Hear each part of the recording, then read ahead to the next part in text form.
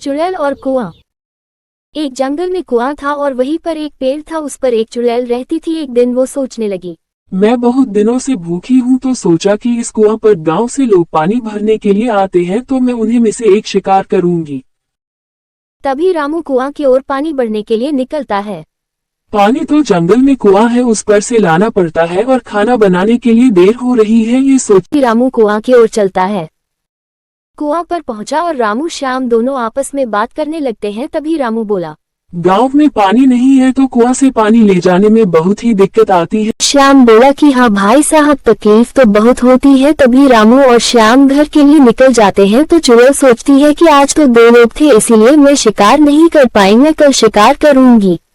रामू रास्ता में सोचता है कि मैं आज अपने दोस्त से मिलने जाऊंगा। फिर घर पहुंचता है, अपनी पत्नी से बोलता है कि भाग्यमान चाय बना लाओ। फिर उसकी पत्नी चाय लेकर उसको देने आती है और चाय देकर वापस चली जाती है। फिर चाय पीकर रामू अपने दोस्त से मिलने के लिए घर से निकलता है।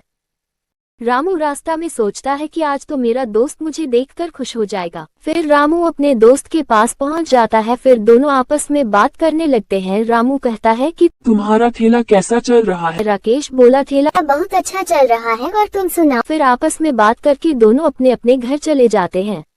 रामू घर की तरफ निकलता है और सोचता है कि घर जाकर खाना खाऊंगा। रामू दोस्त से मिलकर बहुत खुश हुआ। उधर उसकी पत्नी पानी भरने के लिए निकल जाती है। रामू की पत्नी बोली, पानी लेने के लिए जंगल के कुआं पर जाना पड़ता है और कुआं बहुत दूर है। फिर कुआं पर पहुंच जाती है। कुआं पर पहुंचकर सोचती है कि आज तो बहुत देर हो गई, और फिर उसके सामने चुड़ैल आ जाती है। फिर चुड़ैल से पूछती है, तुम कौन हो? चुड़ैल बोली, मैं एक डायन हूँ। फिर रामू की पत्नी को डर लगने लगता है। रामू की पत्नी बोली, तुम क्यों आए हो? चुड़ैल बोली, मैं तुम्हारा शिकार करूंगी। रामू की पत्नी को चक्कर आ जाते हैं, फिर गिर जाती है। तभी रामू का भतीजा छोटू देखता है और घर की तरफ भागता है।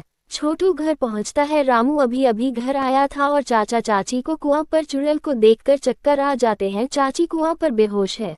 रामू बोला, छोटू बेटा, मैं अभी तेरी चाची को लेकर आता हूँ। रामू घर से कुआं की तरफ निकल पड़ता है और कुआं से थोड़ी दूरी पर देखा है उसकी पत्नी बेहोश है। फिर देखता है इधर उधर चुड़ैल नहीं दिख रही थी। रामू अपनी पत्नी को ठेला पर रख ले जाता है। घर पर अपनी पत्नी को करके रामू जंगल की ओर तांत्रिक महात्मा को देखने लगता है। इधर उधर जंगल में रामू बहुत देर से तांत्रिक बाबा को देखने लगता है। बाबा नहीं मिलते और रामू उदास हो जाता है। थोड़ी दूर से बाबा दिखाई देते हैं। रामू बाबा के पास जाता है। फिर रामू बोला, बाबा मेरे घर पर चलो, मेरी पत्नी को चुड़ैल ने बेहोश कर दिया है। फिर बाबा उसकी बात सुनकर